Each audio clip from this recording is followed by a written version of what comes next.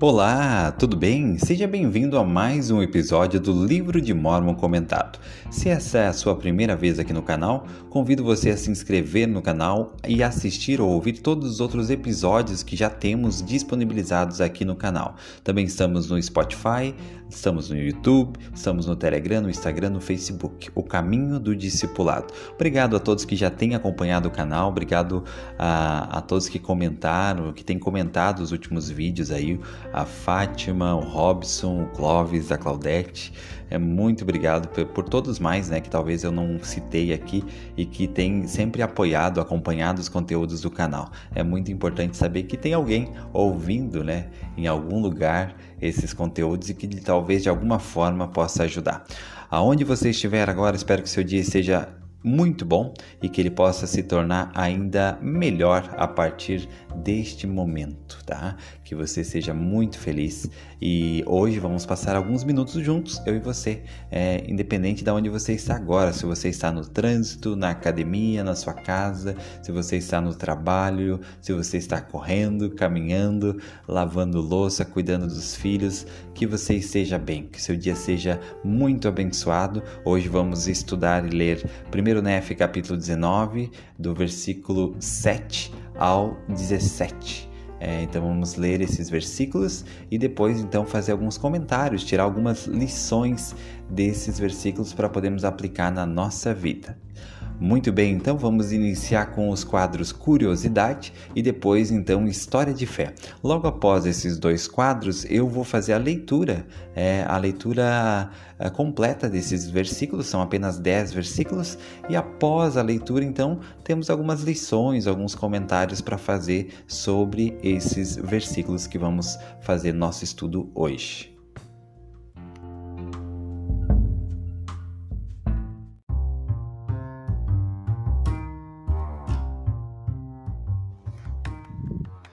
Curiosidade. Você sabe qual é o menor versículo do livro de Mórmon?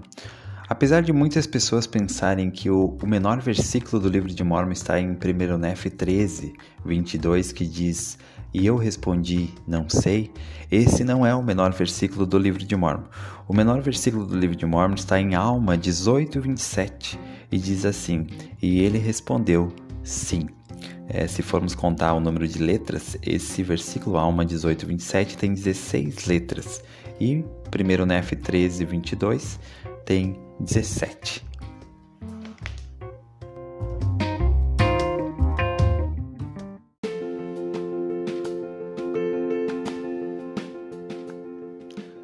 História de Fé.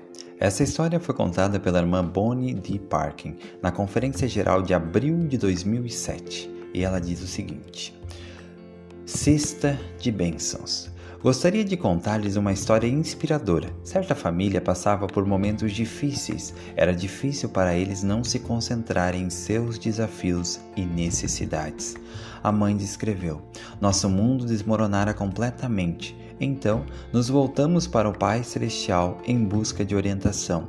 Quase que imediatamente, percebemos que estávamos cercados de bondade e recebíamos incentivo de todo lado.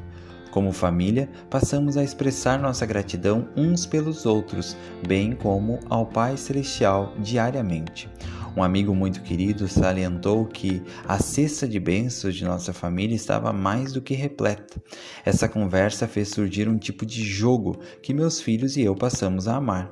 Antes da oração familiar, a cada noite, conversávamos a respeito de como tinha sido o nosso dia e compartilhávamos uns com os outros as muitas bênçãos que tinham sido acrescentadas à nossa cesta de bênçãos. Quanto mais expressávamos gratidão, mais coisas aconteciam para que fôssemos gratos. Sentíamos o amor do Senhor de uma forma significativa à medida que oportunidades para crescimento surgiam. Que benefícios uma cesta de bênçãos traria à sua família?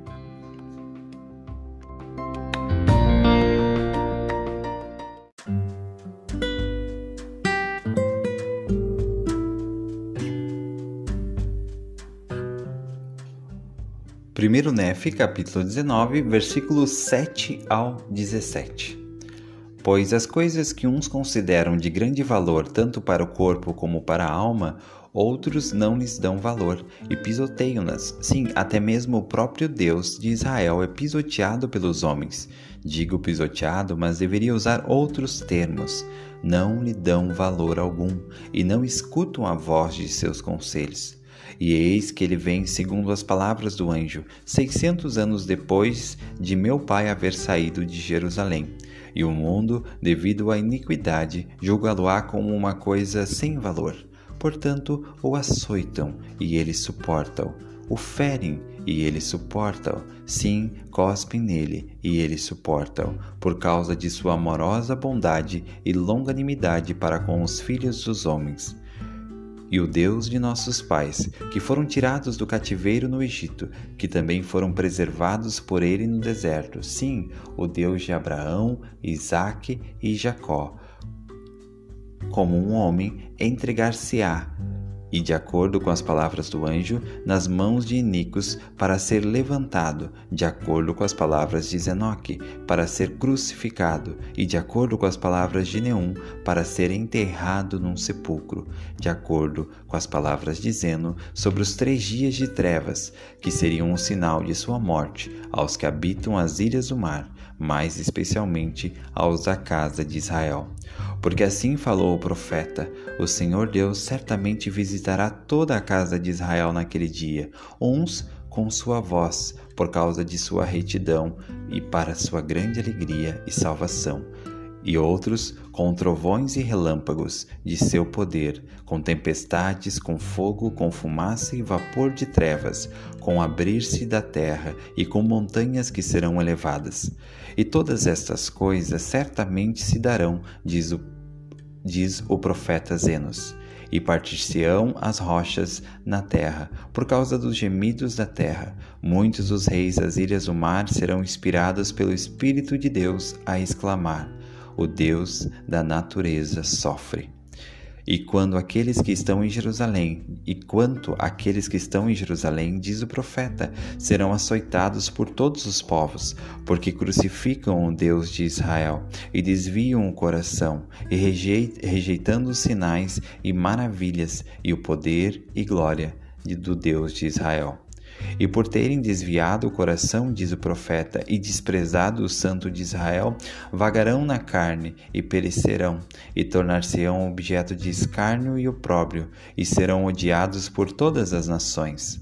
Não obstante, quando chegar o dia, diz o profeta, em que eles não mais voltarem o coração contra o Santo de Israel, então ele se recordará dos convênios feitos com seus pais. Sim, então se lembrará das ilhas do mar. Sim, e reunirei todo o povo que é da casa de Israel, diz o Senhor, segundo as palavras do profeta Zenos, nos 4 cantos da terra.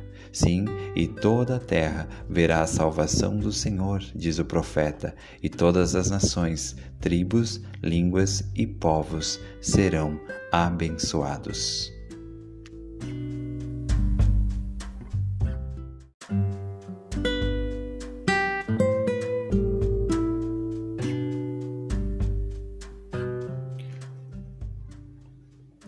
Um comentário que podemos fazer, uma lição que podemos tirar desses versículos está em 1 Nef, capítulo 19, versículos 7 e 9. Eu vou ler eles de novo para nós podermos entender o contexto e tirarmos algumas lições aqui. Então diz assim: pois as coisas que uns consideram de grande valor tanto para o corpo como para a alma, outros não lhes dão valor e pisoteiam-nas. Sim, até mesmo o próprio Deus de Israel é pisoteado pelos homens. Digo pisoteado, mas deveria usar outros termos. Não lhe dão valor algum e não escutam a voz de seus conselhos. E no versículo 9 diz: e o mundo, devido à iniquidade, julgá-lo-á como uma coisa sem valor. Portanto, o açoitam, e ele suporta-o, e ferem-no, e ele suporta-o. Sim, cospem nele, e ele suporta-o, por causa de sua amorosa bondade e longanimidade para com os filhos dos homens. Então, nesses versículos, repete a palavra valor, que as coisas que uns consideram de grande valor, outros não lhe dão valor algum. inclusive pisoteio-nas, né? Eles falam que o próprio Salvador Jesus Cristo, ele foi pisoteado, ou, em outras palavras, não deram valor algum a ele e não escutaram a sua voz. Então, uma reflexão que podemos tirar aqui é qual o valor que eu tenho dado ao Senhor Jesus Cristo na minha vida? Qual é o valor que Jesus Cristo tem para mim? Se tivesse como quantificar esse valor ou descrever esse valor, como seria essa quantificação? Como seria essa descrição? Qual é o valor que Jesus Cristo tem?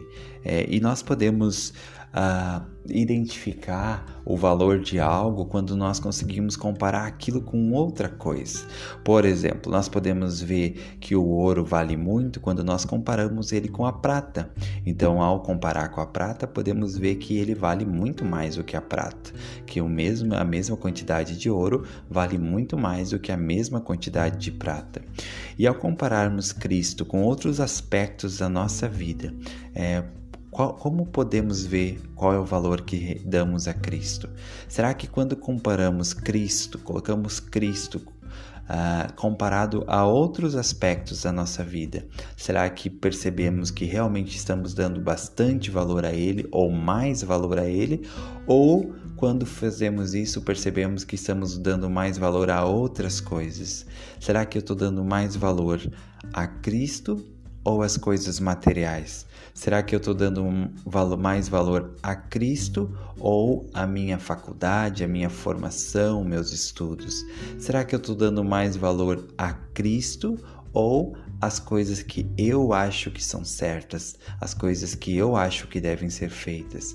Será que eu estou dando mais valor a Cristo ou eu estou despendendo o meu tempo mais a outras coisas que não são de valor? Então, não significa que não devemos fazer essas coisas com as quais eu comparei aqui, faculdade ou dedicar tempo a outras atividades. Mas o fato é que nada pode sobrepor Cristo em nossa vida. Nada pode ser de maior valor do que Cristo em nossa vida, né? Nós já ouvimos histórias de pessoas que falavam que quando casassem, só aceitariam casar, por exemplo, um rapaz, só aceitaria casar com uma moça que amasse a Deus mais do que ele. Ou de uma moça que disse que só aceitaria casar com um rapaz que amasse a Deus mais do que ela. Então, o nosso amor, o nosso valor dado a Cristo precisa ser maior do que a todas as outras coisas. Precisamos dar valor a Cristo. E o que faz uma pessoa achar que Cristo não tem valor? O que faz Cristo perder o valor na nossa vida? Por exemplo, talvez em um momento em que nós estávamos mais próximos do Senhor, guardando os mandamentos, nós dávamos mais valor a Cristo.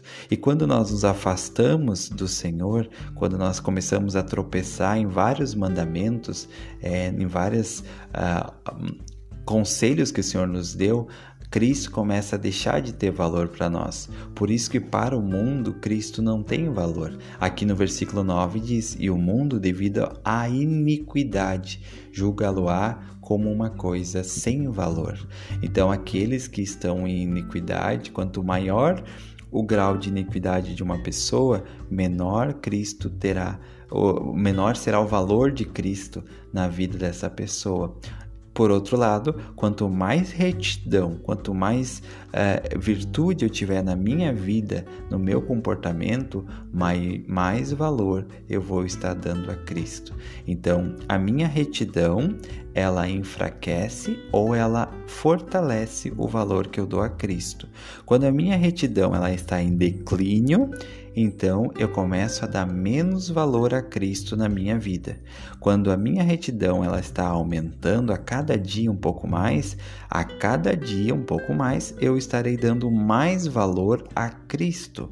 E Cristo terá mais valor em tudo que eu for fazer. Então, essa é uma maneira de nós nos avaliar. Qual o valor que eu tenho dado a Cristo hoje? eu tenho dado valor a Cristo? Que valor Cristo tem na minha vida? Ele realmente é importante? Eu realmente acredito que ele é real? Ou que ele é apenas um personagem? Que ele é apenas alguém muito importante, que deixou grandes ensinamentos e que deixou grandes lições que hoje eu posso aplicar? Ou eu dou valor a ele como o meu Salvador, o meu Redentor, que está aqui, que vive, que me ama, que me conhece? Então, que nós possamos avaliar qual o valor que eu tenho dado a Cristo. E se eu tenho encontrado dificuldade para dar valor a Cristo, que coisas eu preciso corrigir na minha vida para que o valor de Cristo sobreponha a todas as outras coisas, para que o valor de Cristo aumente na minha vida.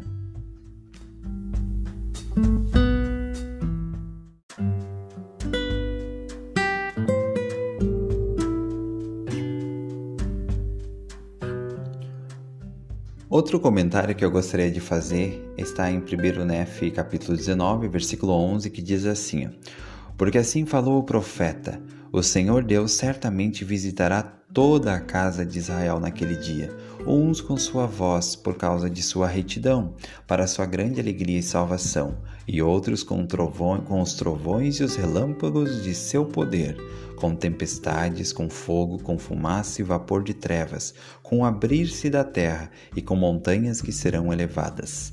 Então aqui fala que todas as pessoas, toda a casa de Israel vai ser visitada pelo Senhor. Inclusive, eu e você, em algum momento, seremos visitados pelo Senhor na nossa vida. E aqui fala que o Senhor pode fazer 2 tipos de visita. Uma visita mais agradável e uma visita mais desagradável. Por quê? Porque o Senhor pode visitar de 2 maneiras. E o que determina isso está aqui no versículo 11. Por causa de sua retidão. Então, o Senhor visitará nós conforme nosso estado espiritual. Então, o Senhor visitará a todos. Como que eu quero ser visitado pelo Senhor? Aqui no início do versículo 11 diz a maneira correta, a maneira mais desejável de receber uma visita do Senhor, que é: o Senhor Deus visitará toda a casa de Israel naquele dia, uns com sua voz, por causa de sua retidão. Então o Senhor visitará aqueles que são retos com a sua voz, a voz mansa e delicada. Mas aqueles que não têm a capacidade de ouvir ou discernir a sua voz, ele vai precisar usar de outros métodos para que então possam reconhecer sua visita.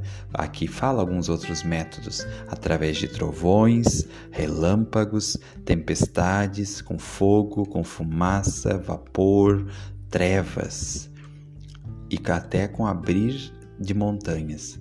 Então, conforme a nossa sensibilidade espiritual, nós seremos visitados pelo Senhor. E eu oro para que eu e para que você e todo mundo possível, que o máximo possível, de pessoas, possamos ser visitados da primeira forma, visitados pela sua voz. Então, para que nós possamos receber essa visita, precisamos estar preparados, porque senão a visita virá e nós não estaremos preparados e não reconheceremos a visita. Então, o Senhor vai precisar usar de outros métodos para nos visitar: trovões, tempestades, com trevas. Então, que nós possamos escolher hoje como que eu gostaria de ser visitado pelo Senhor. Como que eu quero ser visitado pelo Senhor?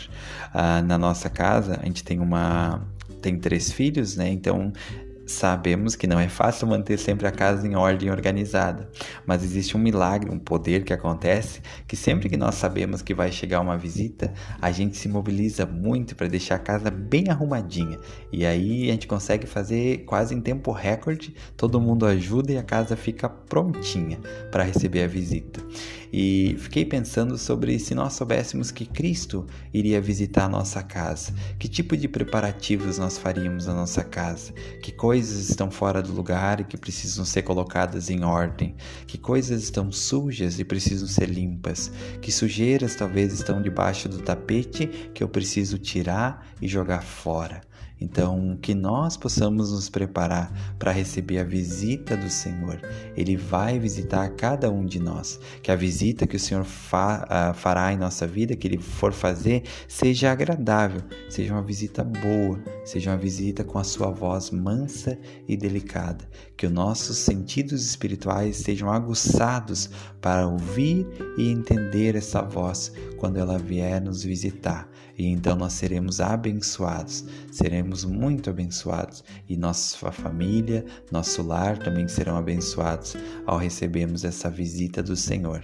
Mas se nós estivermos tão atentos e apegados às coisas deste mundo, o Senhor pode nos visitar e nós não vamos perceber. E então Ele terá que retornar de uma maneira diferente, usando outro método. Como está aqui nesse versículo, tem alguns métodos como Ele pode nos visitar. Então que eu e você possamos escolher a melhor maneira, a boa parte de receber uma agradável visita do Senhor por meio da sua voz mansa e delicada.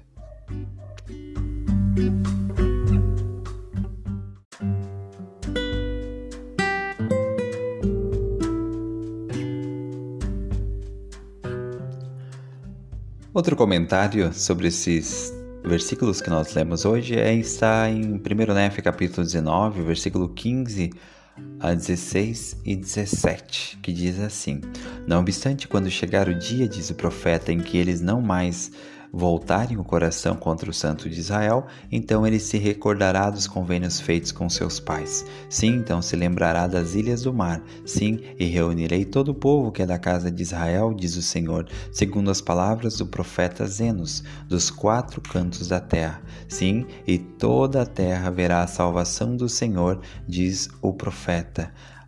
Todas as nações, tribos, línguas e povos serão abençoados. Então esses versículos eu gostaria de iniciar eles de trás para frente. O que o Senhor diz que fará aqui? Que ele, no versículo 17, que toda a terra verá a salvação do Senhor e que todas as nações, tribos, línguas e povos serão abençoados. No versículo 16, diz que o Senhor vai se lembrar de todas as ilhas do mar e que Ele vai reunir todo o povo que é da casa de Israel, dos 4 cantos da terra. Então aqui são coisas que o Senhor vai fazer. Mas o versículo 15, ele dá o start. Como que isso vai acontecer? Como que isso vai iniciar? Está aqui no versículo 15, que diz assim, Não obstante, quando chegar o dia, diz o profeta, em que eles não mais se voltarem o coração contra o Santo de Israel, e aqui está agora a frase-chave, então ele se recordará dos convênios feitos com seus pais. A maneira como o Senhor vai realizar o que está aqui no versículo 16, que é reunir todo o povo da casa de Israel, dos 4 cantos da terra, que é se lembrar das ilhas do mar, que está no versículo 17, que toda a terra haverá salvação e que todas as nações, tribos e línguas serão abençoadas. Como que o Senhor vai fazer isso? Por meio dos convênios. No versículo 15 dá o start, como que isso vai acontecer? Então ele se recordará dos convênios feitos. Logo, depois descreve as bênçãos que virão por meio disso. Então, as bênçãos da restauração, as bênçãos da coligação de Israel nesses últimos dias, as bênçãos pelas quais todas as famílias, todas as nações, tribos, línguas e povos serão abençoadas, essas bênçãos, elas se dão por meio dos convênios que o Senhor faz com seus filhos, por meio dos convênios que o Senhor faz com seu povo. Por isso a importância dos convênios. É através dos convênios que o Senhor abençoa seus filhos e realiza seus grandes desígnios nessa terra. Por isso que os convênios são tão importantes. E por isso os convênios, além de serem importantes, eles são necessários para que nós possamos receber todas as bênçãos da coligação de Israel, todas as bênçãos desses últimos dias, todas as bênçãos prometidas pelo Senhor para nós, tanto coletivamente como individualmente. Nós precisamos estar ligados ao Senhor por meio dos convênios. Por isso os convênios são tão importantes. Eles garantem a nós a possibilidade de sermos abençoados pelo Senhor. E seremos abençoados pelo Senhor de acordo com os convênios feitos com Ele. Aí à medida que honramos esses convênios. Por isso os convênios são tão importantes. Por isso que precisamos com que todo mundo possa receber esses convênios, começando pelos convênios do batismo, porque é somente dando início aos convênios na sua vida que uma pessoa poderá receber a plenitude das bênçãos que o Senhor tem para ela nessa vida e na eternidade.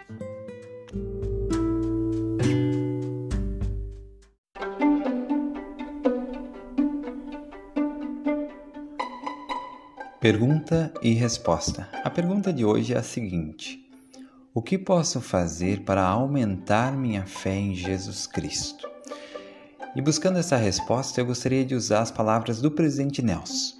O presidente Nelson, na Conferência Geral de abril de 2021, ele deu um discurso sobre como aumentar a fé em Jesus Cristo.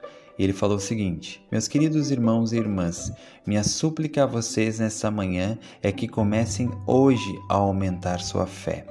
Por meio da fé que vocês têm, Jesus Cristo aumentará a sua capacidade de mover montanhas em sua vida, mesmo que seus desafios pessoais pareçam tão grandes quanto o Monte Everest. E então o presidente Nelson deu 5 sugestões que podem ajudar você, pode ajudar a mim e todos nós a aumentar nossa fé, a desenvolver esse tipo de fé e confiança em Jesus Cristo. Segue agora as 5 sugestões do presidente Nelson. Primeiro, estudem, tornem-se alunos empenhados. Segundo, escolham acreditar em Jesus Cristo. Terceiro, ajam com fé. Quarto, participem das ordenanças sagradas dignamente. E quinto, peçam ao Pai Celestial, em nome de Jesus Cristo, que os ajudem.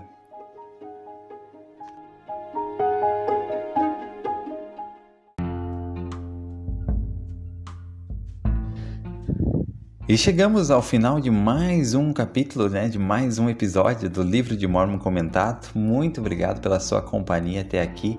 Como já falei no início, convido você a ouvir os outros episódios também, caso você ainda não ouviu.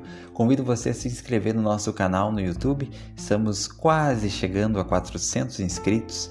Isso é incrível para mim, que em tão pouco tempo já tenhamos esse número tão grande de pessoas e pessoas muito comprometidas, que acompanham realmente o conteúdo. A taxa de pessoas que assistem os vídeos até o final é bem grande e eu agradeço a todos que têm acompanhado o canal, compartilhado nos grupos aí o caminho do discipulado.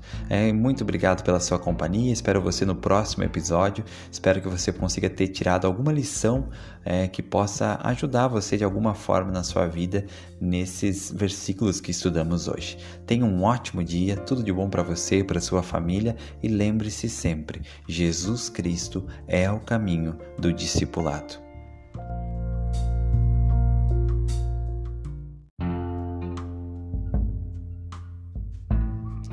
Olá, seja bem-vindo a mais um episódio do Livro de Mórmon Comentado. Se essa é a sua primeira vez aqui, eu convido você a se inscrever no canal e também a ouvir ou assistir todos os episódios anteriores. Temos vários episódios já prontos, disponibilizados e outros que ainda vamos disponibilizar. O Caminho do Discipulado está no YouTube, no Spotify, no Instagram, no Facebook e também no Telegram. Todos os links às nossas redes sociais, eles estão na descrição desse episódio.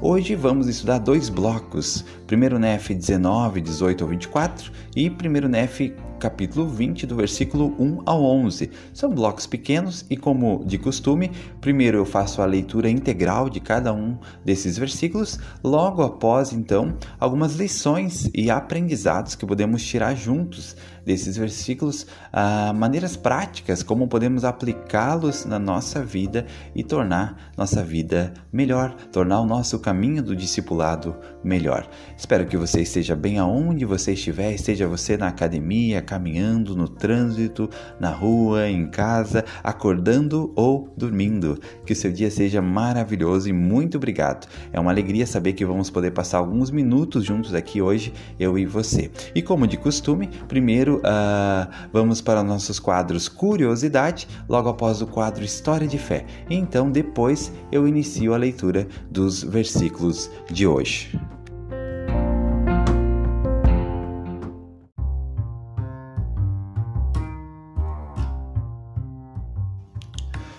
Curiosidade. No quadro Curiosidade de hoje, já que estamos falando sobre Isaías, algumas curiosidades sobre Isaías. Tá? Comentamos e falamos um pouquinho sobre Isaías, então vamos lá. O profeta Isaías teria vivido entre 765 a.C. e 681 a.C., durante os reinados de Uzias, Jotão, Acás e Ezequias, sendo contemporâneo à destruição de Samaria pela Síria e à resistência de Jerusalém ao cerco das tropas de Senaqueribe, que sitiou a cidade com um exército de 185 mil assírios em 701 a.C. Também outra curiosidade sobre Isaías, que o livro de Isaías, do profeta Isaías, é citado mais vezes no Novo Testamento do que em qualquer outro livro, e mais vezes do que todos os outros livros proféticos juntos. O Novo Testamento se refere ao profeta Isaías 150 vezes e o cita diretamente pelo menos 50 vezes. Outra curiosidade sobre o livro de Isaías é que ele é considerado como uma mini-bíblia. Haja visto que, como a Bíblia possui ao total 66 livros, o livro de Isaías tem 66 capítulos. Nos primeiros 39 capítulos, ele fala exclusivamente da lei, de juízo, castigo divino, essencialmente dirigido aos judeus. Já os capítulos finais, os 27 capítulos finais, falam da salvação, do Messias, assim, se comparando entre o Velho Testamento e o Novo Testamento.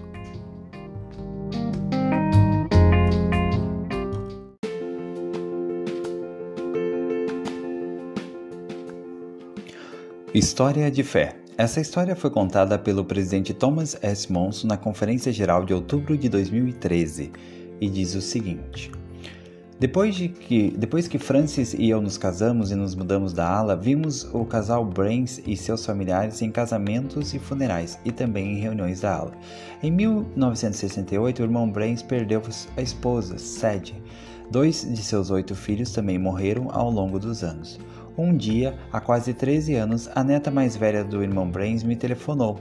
Explicou que seu avô tinha chegado à idade de 105 anos. Ela disse: ele mora num pequeno asilo, mas reúne toda a família todos os domingos e nos dá uma lição do Evangelho. Ela prosseguiu dizendo: no domingo passado, vovô anunciou: meus queridos, vou morrer nesta semana. Por favor, liguem para o Tom Monson. Ele saberá o que fazer. Visitei o irmão Brains na noite seguinte. Eu não tinha estado com ele havia algum tempo. Não pude falar com ele porque ele tinha perdido a audição. Não pude escrever-lhe uma mensagem porque ele tinha perdido a visão. Foi-me dito que a família se comunicava com ele pegando o dedo da sua mão direita e traçando na palma da mão esquerda o nome da pessoa que o visitava. Toda a mensagem tinha de ser transmitida da mesma forma. Segui o procedimento, tomando seu dedo e soletrando na sua mão o meu nome, Tommy Monson, o nome pelo qual ele sempre me conhecera. O irmão Brains ficou entusiasmado e, pegando minhas mãos, colocou-as em sua cabeça. Eu sabia que ele queria receber uma bênção do sacerdócio. O motorista que me levou até o asilo uniu-se a mim e colocamos as mãos na cabeça do irmão Brains para dar-lhe a bênção que ele desejava. Depois disso, lágrimas correram de seus olhos sem visão. Ele agarrou nossas mãos com gratidão. Embora não tivesse ouvido a bênção que lhe demos, o espírito estava muito intenso e creio que foi inspirado a saber que tínhamos lhe dado a bênção que ele precisava receber. Aquele querido homem já não podia ver e já não podia ouvir. Estava confinado noite e dia a um pequeno quarto num asilo. Ainda assim, o sorriso em seu rosto e as palavras que proferiu tocaram meu coração. Obrigado, disse ele. Meu Pai Celestial foi muito bom para mim.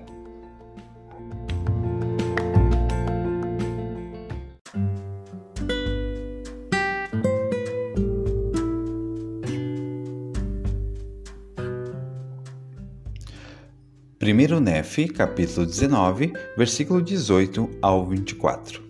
E eu, Nefe, escrevi estas coisas a meu povo, para ver se conseguia persuadi-lo a lembrar-se do Senhor seu Redentor. E falo, portanto, a toda a casa de Israel, se acontecer que ela receba estas coisas. Pois eis que se comove meu espírito pelos que ficaram em Jerusalém. o que me aflige tanto que se me debilitam todas as juntas.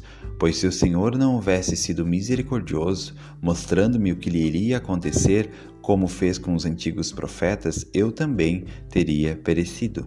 E ele certamente mostrou aos antigos profetas todas as coisas a eles concernentes, e também mostrou a muitas as coisas concernentes a nós.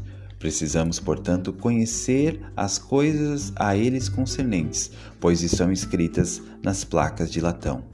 Ora, aconteceu que eu, Nefe, ensinei essas coisas a meus irmãos, e aconteceu que li para eles muitas coisas que estavam gravadas nas placas de latão, para que soubessem o que o Senhor havia feito em outras terras, entre os povos antigos. E li-lhes muitas coisas que estavam escritas nos livros de Moisés, mas para melhor persuadi-los a acreditar no Senhor seu Redentor, eu li o que foi escrito pelo profeta Isaías. Pois apliquei todas as Escrituras a nós, para nosso proveito e instrução. Falei-lhes, portanto, dizendo: escutai as palavras do profeta, vós que sois um remanescente da casa de Israel, um ramo que foi arrancado. Escutai as palavras do profeta, que foram escritas para toda a casa de Israel, e aplicai-as a vós mesmos, para que tenhais esperança, assim como vossos irmãos, de quem fostes separados. E assim escreveu o profeta.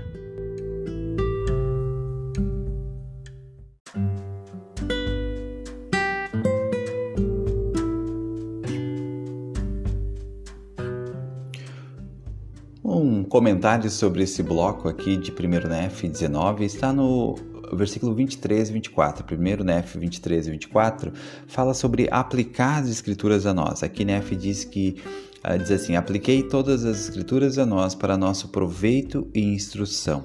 E aqui no versículo 24, falando para os seus irmãos, ele falou: aplicai-as a vós mesmos, para que tenhais esperança, assim como vossos irmãos.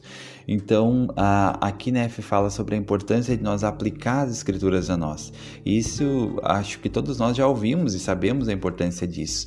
Mas como podemos aplicar melhor as escrituras a nós? Existem várias formas. Algo que eu aprendi há pouco tempo e que tem ajudado bastante a melhorar a minha aplicação das escrituras é que geralmente nós temos a tendência de, quando nós estudamos a história, por exemplo, de Nef e seus irmãos, Lamã e Lemuel, nós tendemos a ficar do lado de Nef. Eu sou um Nef. Então, quando Nef diz ali, eu irei, cumprirei, e os irmãos dizem que não querem ir, eu sou do tipo que diz, eu irei e cumprirei. Mas a gente sabe que não é sempre assim. A gente sabe que às vezes nós temos do nosso lado Lamã e Lemuel. E faz muito sentido e ajuda bastante quando eu me coloco do lado de Lamã e Lemuel e não do lado de Nef. Sabe, não estou falando que eu tenho que copiar o exemplo de Lamã e Lemuel e ser rebelde, mas eu estou dizendo que tentar enxergar as coisas do modo deles e tentar receber os conselhos de Nef como se eu fosse Lamã e Lemuel muda muito e aprofunda bastante o meu estudo.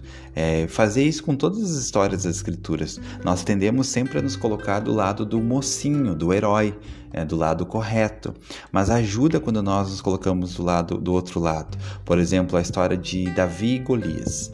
Nós sempre nos colocamos do lado de Davi. Não, nós podemos enfrentar os gigantes da nossa vida, podemos derrubar os gigantes espirituais. Isso é verdade, isso é verdade. Mas experimente olhar essa história se colocando do lado de Golias.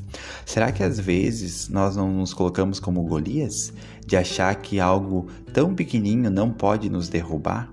De achar que uma coisa tão insignificante não vai ter a capacidade de nos derrubar? Percebam que quando a gente faz isso, amplia o nosso entendimento das Escrituras. Se eu me prendo apenas em me colocar do lado de Davi, eu tenho as lições ali que são importantes, que vão ajudar, mas agora se eu também me colocar do outro lado, no lado de Golias, eu posso tirar o dobro de lições, ou seja, muitas lições também eu posso tirar me colocando como Golias. Poxa, realmente às vezes eu me coloco como Golias, eu acho que algo é tão pequeno que não vai me derrubar, e no final acaba me derrubando. Poxa, às vezes eu me coloco como Golias, eu fico cantando vitória antes de eu entrar na batalha, e depois depois eu acabo perecendo. Então isso ajuda nós a tirar lições. E ao mesmo tempo com Lamã, Lemuel e Nefe, nos colocar do lado de Lamã e Lemuel. Poxa, realmente, eu acho que eu sou do tipo de pessoa que tá ficando ranzinza. Tudo eu reclamo, tudo eu acho problema, tudo eu acho que é difícil, tudo eu acho que não vai dar certo, sabe? Realmente eu tô me tornando um pouco Lamã e Lemuel. Então ter essa humildade de se colocar do lado negativo, digamos assim, dos personagens das escrituras, é uma maneira que tem me ajudado bastante a melhorar esses conselhos que Nefe deu aqui no versículo 23 e 24, de aplicar todas as escrituras a nós. Então isso tem me ajudado bastante, sabe? Olhar dessa forma. Por exemplo, a história de Judas. Nunca a gente se coloca do lado de Judas, né? Não, jamais eu iria trair o Salvador por 30 moedas. Jamais eu faria isso. Mas será? Será que às vezes eu não troco o Salvador por coisas menores ainda? Será que às vezes eu não traio a confiança do Salvador por meio das minhas ações?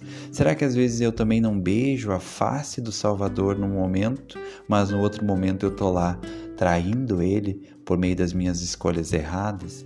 Fazer esse exercício de se colocar do lado, digamos, do lado negativo, né, dos personagens das escrituras, é uma coisa incrível, que ajuda bastante a ampliar a nossa aplicação das escrituras. Nós não aplicamos só as coisas boas, mas conseguimos tirar lições, porque na verdade as escrituras elas nos ensinam de duas maneiras, nos mostrando a maneira correta de ser feito algo e a maneira errada de ser feito algo.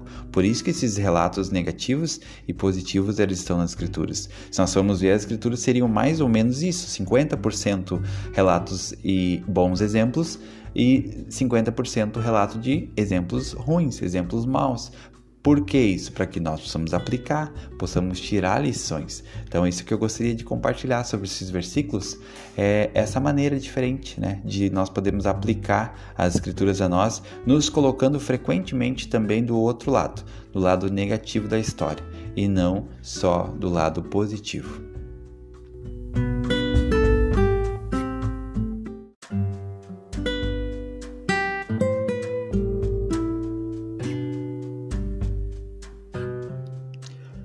Primeiro Nefe, capítulo 20, versículo 1 a 11.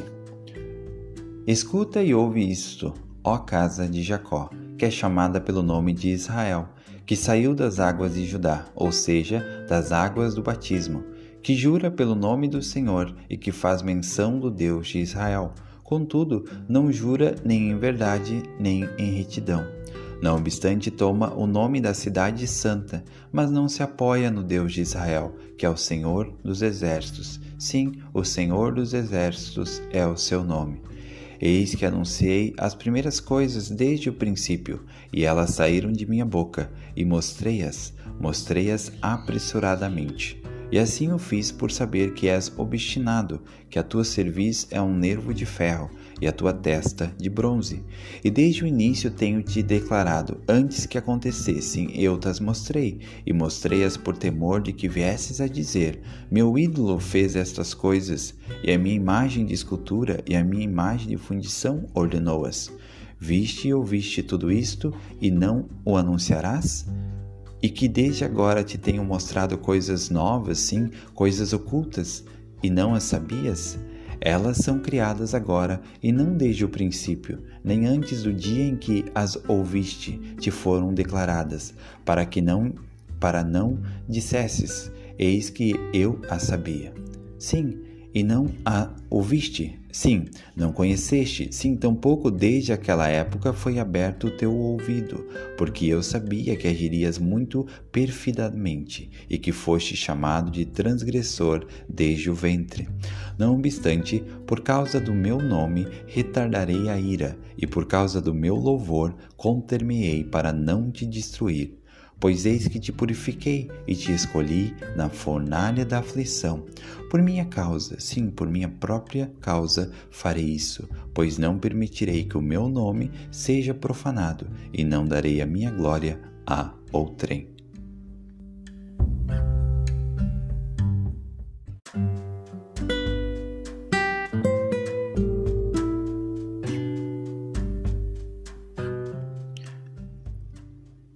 partir do capítulo 20, nós podemos encontrar no livro de Mórmon algumas citações quase na íntegra de Isaías. E Nefe explica o porquê que foi feito isso lá no capítulo 19 do primeiro Nefe, versículo 23. Ele diz: "E li-lhes muitas coisas que estavam escritas nos livros de Moisés, mas para melhor persuadi-los a acreditar no Senhor seu Redentor, eu li o que foi escrito pelo profeta Isaías, pois apliquei todas as escrituras a nós, para nosso proveito e instrução." Então ninguém entendia melhor as palavras de Isaías do que o povo que habitava naquela região. E então para eles era muito mais fácil entender as palavras de Isaías, e por isso Nefe usou as palavras de Isaías. Por isso o próprio Salvador orientou para que se examinasse as palavras de Isaías, porque elas são mais claras para eles. E interessantemente que para nós muitas vezes as palavras de Isaías são talvez as mais complexas, são mais difíceis de entender. E eu confesso que eu não consigo entender ou nem mesmo vou conseguir explicar nos próximos episódios todos os detalhes das palavras de Isaías, né? Jamais iria me propor a tal. Mas algo que me ajuda em relação às palavras de Isaías são duas coisas. Primeiro, entender que elas testificam do Salvador. O próprio Salvador orientou que dentre todos os profetas, todas as pessoas que falaram sobre ele, se examinasse o livro de Isaías. Não é interessante que o Salvador tenha dado esse conselho? Será que não existe algo poderoso nesse profeta, né, na maneira como ele fala, que testifica do Salvador? Então eu posso não entender, e eu não entendo tudo que eu leio nas palavras de Isaías, mas o que eu faço é procurar entender, buscar e reconhecer o Salvador. O que ele está falando sobre Jesus Cristo nesses versículos? Que tipo de profecia sobre o Salvador é essa? Qual ensinamento sobre o Salvador é esse? E é claro, cada vez, cada leitura, nós vamos tirando uma lição a mais. É por isso que as Escrituras não são um livro que nós lemos uma única vez. Elas não são um remédio de dose única, mas é um remédio de uso contínuo. Então nós precisamos estar frequentemente examinando e estudando. E a cada nova leitura, nosso entendimento ele se amplia, talvez o momento da nossa vida quando nós estamos lendo é outro, e por isso nós temos outra visão, e isso nos ajuda. Então devemos continuamente estar estudando e não nos preocupar em querer entender tudo de 1, 2 ou 3 vezes. Eu já li o livro de Mórmon 31 vezes desde que eu me tornei membro da igreja. Estou lendo agora de novo e cada vez eu entendo um pouco mais. E cada vez eu fico sem entender coisas ainda. É normal esse processo. Mas procurar lições, procurar aplicações, principalmente por meio do Espírito. O que o Espírito me faz sentir nesse momento vontade de fazer, vontade de começar a fazer, ou que eu devo parar de fazer. Então essas coisas podem nos ajudar a entender Isaías. Outro ponto que me ajuda a entender Isaías é que ele falou no contexto da época deles, e por isso para eles na época era muito simples entender palavras que, por exemplo, para nós não são muito difíceis, nomes que ele cita que são bem difíceis de entender. Poxa, de onde surgiu esse nome? Quem é isso? É um homem ou uma mulher? O que ele está citando? Mas eu vou dar um exemplo, tá?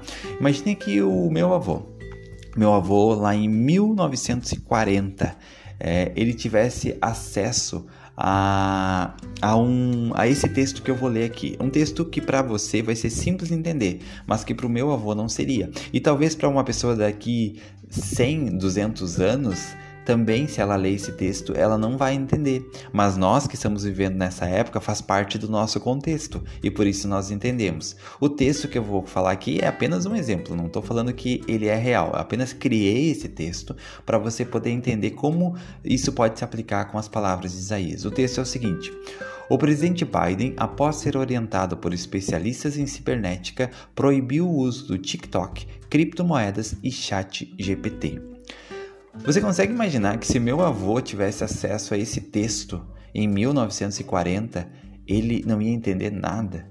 Ele ia entender presidente após ser orientado, proibiu o uso. Mas o que seria Biden? O que é isso, Biden? Na época ele não ia saber quem era Biden. Cibernética, o que é isso? TikTok. O que é isso, TikTok? Criptomoedas, ChatGPT. Mas perceba que para nós isso é algo muito simples. Nós podemos entender de uma maneira muito fácil. Muito fácil. que é Biden, o que é cibernética, o que é TikTok, o que é criptomoeda, o que é ChatGPT. Por quê? Porque isso faz parte da nossa cultura, faz parte do nosso contexto diário, né? Nós ouvimos ou usamos e sabemos o que significa cada um desses itens aqui. Então, por isso, para nós é muito simples entender que ele proibiu o uso dessas tecnologias por algum motivo. E essa frase aqui é hipotética, tá? Ela não é uma frase que eu tirei de algum lugar. É apenas para dar um exemplo. Então, isso me ajuda a entender. Poxa, eu posso não entender o que está aqui que Isaías escreveu, mas tem um sentido. Talvez se eu estudar o contexto cultural da época, talvez se eu entender o contexto da época, para quem que ele estava falando, qual momento que ele estava falando da vida dele, isso pode ajudar bastante a não a entender talvez tudo ainda, mas talvez saber que aquilo tem um porquê, que aquele nome que está lá, aquela cidade que ele citou lá, tem um porquê e faz todo sentido dentro do contexto do que ele falou. E no final, de alguma forma, aquilo leva ao Salvador, aquilo testifica do Salvador. Então, esse breve comentário que eu gostaria de fazer sobre as palavras de Isaías e sobre como nós podemos estudar Isaías e não nos prender a detalhes se nós ainda não entendemos. Procuramos entender, mas se não entender, segue. Procura o Salvador e em alguns versículos você vai encontrar o Salvador. Aí na próxima leitura você vai encontrar algo mais, na outra algo mais. É um processo contínuo, tá? Mas não se prenda ao fato de querer entender tudo de uma única vez, tá? Isso é um ponto importante a ser dito, né, e comentado aqui.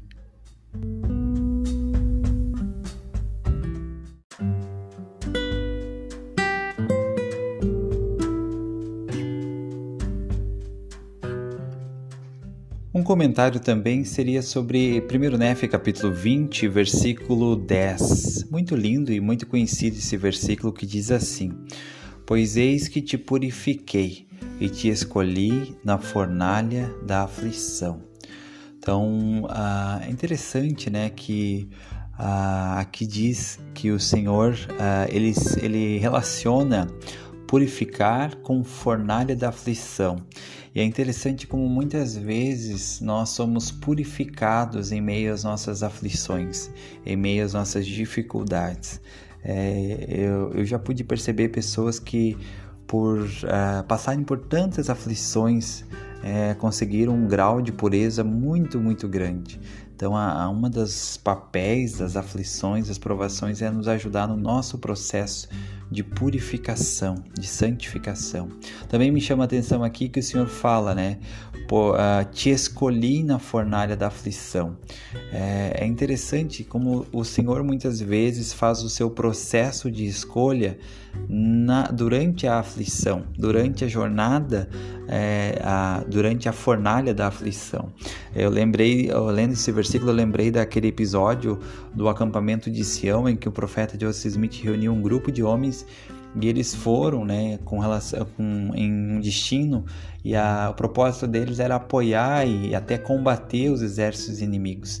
E quando eles estavam chegando próximo ao seu destino, passando por tantas dificuldades, sem comida, sem água, muitas dificuldades no caminho, o profeta recebe a revelação que eles deveriam voltar. E aquilo não fazia sentido, né? Eles terem passado por tantas dificuldades para nem chegar no objetivo final que eles tinham se proposto a atingir, a chegar no local lá e dar o suporte com o exército deles. E aí eles voltaram e muitos ficaram revoltados contra os líderes, né, contra o profeta do Senhor, por não entender que aquilo não fazia sentido. Mas depois se mostrou que o propósito do Senhor não é que eles fossem até lá e combatessem, mas é que durante aquelas aflições ali que eles estavam passando no acampamento de Sião, diz que vários dos homens que não se rebelaram contra o profeta, né, que não se rebelaram contra o conselho dele, que foram humildes, eles foram chamados para o coro dos 12, e todos os outros que não se rebelaram foram chamados para os 70. Então o Senhor estava ali fazendo um processo de escolha durante aquela aflição. E então isso mostra um padrão de que, como muitas vezes durante as nossas aflições, e a maneira como nós reagimos nos momentos de aflição, que permitem ao Senhor nos conhecer o nosso verdadeiro caráter e até nos escolher. Nos escolher para alguma coisa. O Senhor falou, que muitos são chamados e poucos são escolhidos. E por que não são escolhidos? Porque o seu coração está tão preso às coisas deste mundo. Então, o Senhor, Ele chama e Ele escolhe. Eu lembro que uma vez eu recebi um chamado e o líder que me chamou, ele falou: eu tenho um testemunho que tu foi chamado por Deus. Eu sei que tu recebeu esse chamado e que tu foi chamado. E agora todos nós sabemos que tu foi chamado. Agora é tu que vai mostrar se tu foi escolhido ou não. Tu foi chamado, mas o processo de escolha é tu que vai provar para o Senhor. Então, é durante as nossas aflições que nós podemos nos mostrar ao Senhor dignos de sermos escolhidos por Ele. Então, o Senhor, Ele nos escolhe durante a nossa estadia na fornalha da aflição. A maneira como nós reagimos, a maneira como nós nos comportamos durante as aflições, durante a nossa estada na fornalha da aflição, é que permite a Deus conhecer o nosso verdadeiro caráter, o nosso verdadeiro coração, o que está dentro do nosso coração. Não faria sentido Ele nos conhecer só nos momentos bons, quando tudo vai bem. Quando tudo vai bem, todo mundo está bem. Mas é nos momentos de dificuldade, nos momentos de aflição, na fornalha da aflição, que se conhece o verdadeiro caráter de um homem e de uma mulher. Então, pensando nisso, dá muito mais sentido esse versículo, Pois eis que te purifiquei e te escolhi na fornalha da aflição. Que durante as nossas aflições nós possamos ponderar, porque talvez não é uma simples aflição e provação que está vindo. Talvez Deus está nos conhecendo, Ele está no processo de escolha para algo que Ele vai nos dar lá na frente, para algo que Ele pretende nos abençoar. E não estou falando só em chamados na igreja, isso também, com certeza, isso é importante. Fizemos um convênio de servir quando nos batizamos, mas também sobre outras bênçãos maiores que o Senhor quer nos conceder. E talvez antes de nos conceder, nós precisamos ser testados, precisamos passar pelo processo de escolha, e esse processo é feito na fornalha da aflição.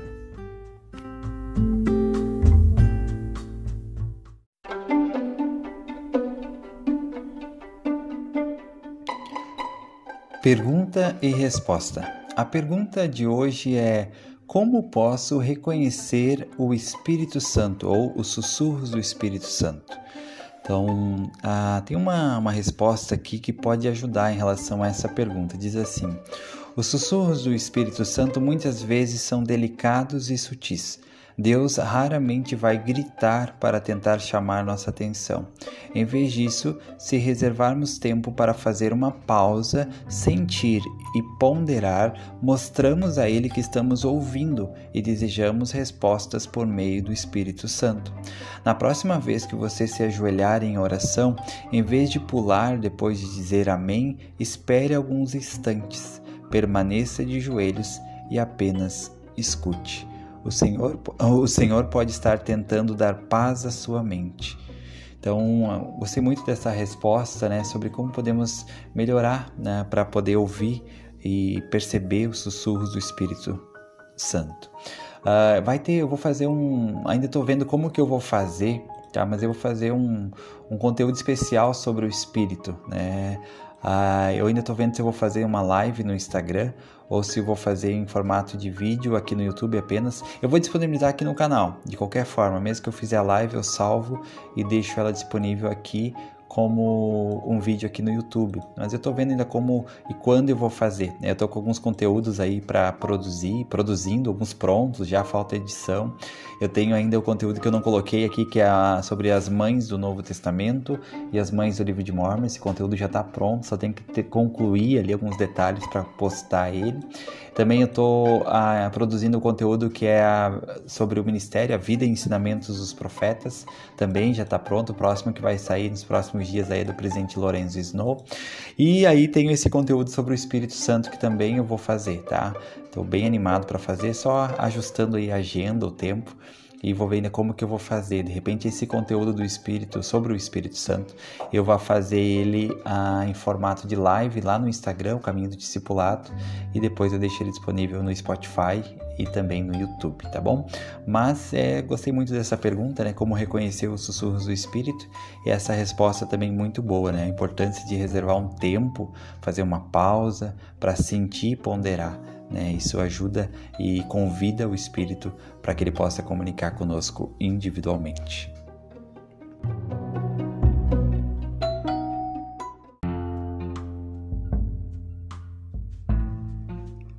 E chegamos ao final de mais um episódio do Livro de Mórmon Comentado. Muito obrigado a você que me acompanhou até esse momento. Obrigado a todos que têm acompanhado os episódios do Livro de Mórmon Comentado e outros episódios, outras séries que também temos no canal O Caminho do Discipulado.